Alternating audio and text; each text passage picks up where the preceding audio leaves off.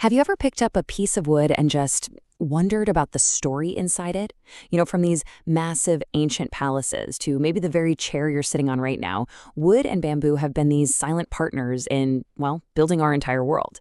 So let's take a little journey into this incredible craft, into the creativity and their deep connection to the natural world. Our story starts right here at the absolutely breathtaking Padmanabhapuram Palace. Can you believe this was built 400 years ago?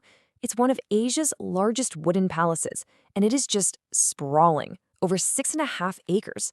It's this incredible testament to the genius of ancient craftsmanship. The joinery, the design that keeps it cool, it's all allowed it to stand for centuries. It's really a masterpiece of sustainable engineering long before that was even a term. But this craft isn't just about building things. It's rooted in a really deep respect for nature. This ancient verse from the Atharva Veda, it just captures that spirit so perfectly. It's a plea for things to grow back and a promise not to harm our world. A philosophy that honestly feels more important today than ever before. So, let's dig into this legacy a little more. Because in India, wood isn't just a material you build with, it's woven right into the fabric of culture and history itself. I mean, the evidence is just everywhere you look. From the incredible, intricate woodwork of the Hidimba Temple up in Manali and the Rimtek Monastery in Sikkim, to the grand Vishrambag Wada in Pune. And just think about it, the beautifully carved pillars you see in ancient temples, or even the humble but totally essential bullock carts that have traveled village roads for generations. Wood has been shaped in countless ways, both imaginative and incredibly functional. Okay, so that's the past. But how does this ancient craft fit into our modern world? Well, even with all the new materials we have, wood and bamboo are still absolutely essential. This slide really shows that evolution, that continuity. The sturdy bullock cart of the past, well, it has a direct descendant in the strong, light wood we use for today's cricket bats and hockey sticks. Those ancient palaces and temples have evolved into our modern homes, our furniture, and even the paper we use every single day. The role might have changed, but the material's importance, not at all. And here is a huge reason why these materials are making such a big comeback. In a world that's so focused on energy efficiency, their natural ability to insulate is a game changer. They keep rooms cooler in the summer and warmer in the winter. That makes them a smarter and, frankly, a more comfortable choice than just using concrete and bricks. This brings us to a really crucial point. As we create things, we also have to be really conscious of the impact we're having on the planet. We hear this term all the time, right? Renewable resource. And yes, wood is renewable. We can plant new trees to replace the ones we use. But, and this is a really big but, it's only sustainable if we are responsible about it. We simply cannot consume it faster than we replenish it. So this is where choosing wisely becomes so important. While we have to be really careful with wood, bamboo offers a fantastic alternative. See, it's not a tree, it's actually a type of perennial grass. When you cut it, it just grows back, and it grows back fast. This makes it one of the most sustainable building materials on the entire planet. And the great thing is, bamboo grows all over India.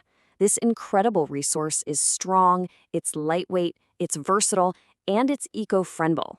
It's really a true gift from nature for anyone who wants to create things consciously. Okay, so being a conscious creator isn't just about choosing the right material. It's about knowing how to use it skillfully. And that brings us to the how. How do we actually put pieces of wood together to build something strong, something that will last? Well, it all comes down to the art of joinery.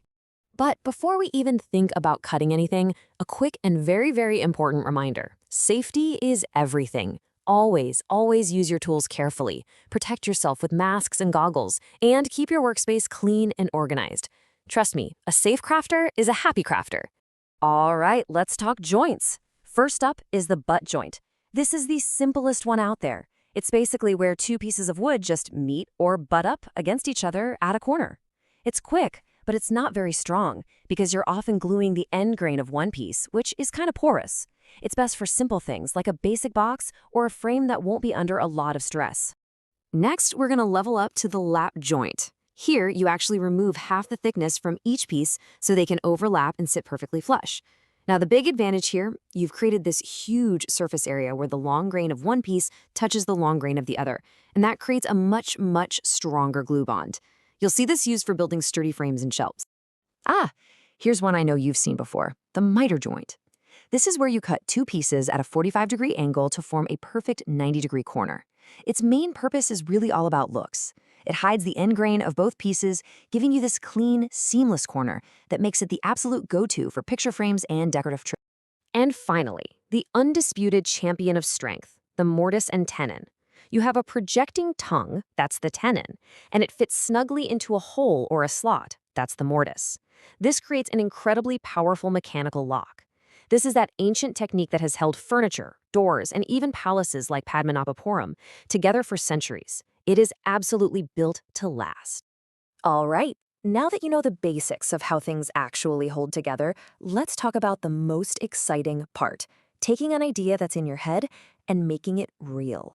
The best way to start is always with a prototype. And listen, it does not have to be perfect. Just sketch out your idea, grab some simple materials like cardboard, and build a rough model. This is so helpful because it lets you test your design, catch any mistakes early on, and really see your vision in 3D without wasting good material. And what could you make? Especially with something like bamboo, the possibilities are just endless and often so beautifully simple. Its natural hollow shape is perfect for creating everything from desk organizers to these really clever non-electric phone amplifiers. It's all about looking at the material and seeing the potential inside. So, we've journeyed through history, we've talked about sustainability, and we've learned the fundamentals of joinery and prototyping. The only question left is the one right here on the screen. With this foundation, what amazing things can you imagine? What kind of problems could you solve? What will you create? Because ultimately, that's what this is all about. The journey of making something is a journey of learning. It's about being curious, working with your hands, and sharing ideas with other people. It's a timeless craft, and really, it's just waiting for you to begin.